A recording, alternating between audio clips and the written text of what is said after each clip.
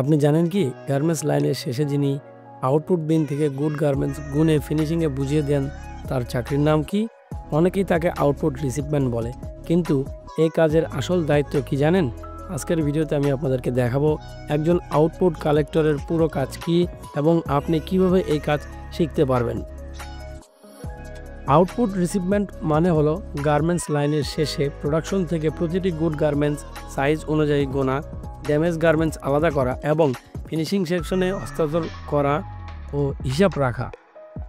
এই ভিডিওতে আপনি যা জানতে ও শিখতে পারবেন সে বিষয়গুলো হলো আপনার দায়িত্বগুলো কি কি, এই পদে আপনার কি কি স্কিল দরকার, এই পদ থেকে ভবিষ্যতে উন্নতির সুযোগ কেমন, আপনার বেতন কত হবে এবং কি যোগ্যতা থাকলে আপনি গার্মেন্টসের রিসিপম্যানের চাকরি নিতে পারবেন, এবং সর্বশেষ আপনি দেখতে পারবেন গার্মেন্টসের ভিতরের পরিবেশ যেখানে আপনি কাজ করবেন। বন্ধুরা, তাহলে প্রথমে শুরু করা যাক। আপনার দায়িত্বগুলো কি কি হবে।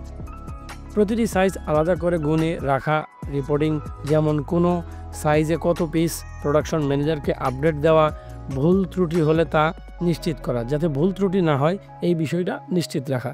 এখানে প্রথম যে বিষয়টা সেটা হচ্ছে প্রতিটি সাইজ আলাদা করে গুনে রাখা।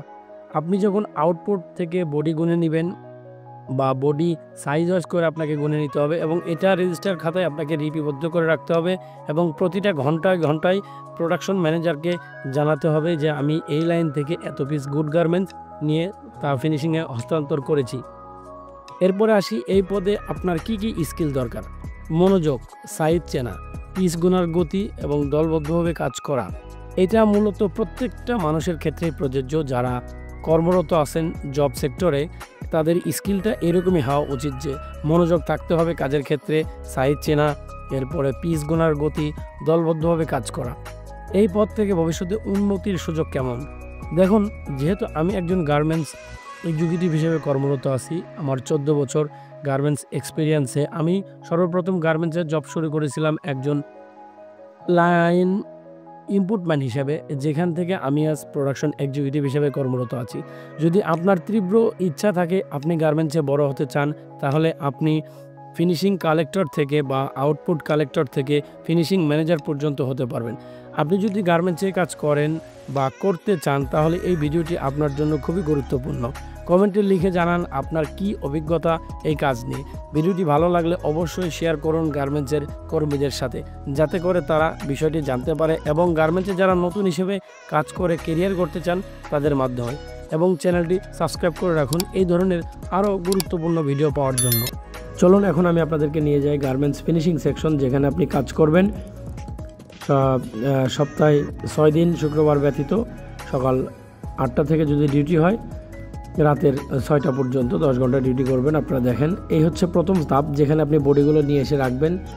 এখানে ডাস্ট রিমুভ করা হবে বডি থেকে, তারপরে প্রতিটা ধাপে ধাপে বডিটা চলে যাবে সামনের দিকে এবং প্রসেস অনুযায়ী এখানে যে কর্মরত থাকবে তার হাতে আপনি বডিটা নিয়ে এসে গুনে বুঝিয়ে দিবেন, চালান সহ হিসাব করে চালান সহ বুঝিয়ে দিবেন এবং এখান থেকে প্রথমে কী হবে, ডাস্ট রিমুভ করা হবে বডিতে। এরপরের ধাপটা যাবে হচ্ছে প্রেসিং বা আয়রন। বন্ধুরা, এই পুরো ফিনিশিং সেকশনে কি কি কাজ, কি ধরনের কাজ, প্রত্যেকটা নিয়ে আমার চ্যানেলে ভিডিও আছে, আপনারা চাইলে দেখতে পারেন। আয়রন ম্যানের কাজ কি, ফোল্ডিং ম্যানের কাজ কি, প্যাকিং ম্যানের কাজ কি, পলিম্যানের কাজ কি, হ্যান্ডটেকের কাজ কি, কার্টুন ম্যানের কাজ কি, বিস্তারিত অনেক ভিডিও আছে আমার চ্যানেলে। আপনারা চাইলে চ্যানেল ঘুরে ভিডিওগুলো দেখতে পারেন এবং প্রত্যেকটা কাজ নতুনরা করে থাকে। যারা নতুন হিসেবে গার্মেন্টসে জব করতে চাচ্ছেন তাদের জন্য আপনারা অবশ্যই ভিডিওগুলো দেখবেন এবং কমেন্ট করে জানাবেন কী ধরনের ভিডিও আপনাদের প্রয়োজন। আমি চেষ্টা করব সেই ধরনের ভিডিও আপনাদের সাথে শেয়ার করার জন্য ইনশাআল্লাহ, যাতে করে আপনাদের উপকার হয়। বন্ধুরা, ভিডিওটি ইনফরমেটিভ এবং তথ্যবহুল, আশা করি আপনাদের উপকারে আসবে। অবশ্যই লাইক, কমেন্ট, শেয়ার করে পাশে থাকবেন। আসসালামু আলাইকুম।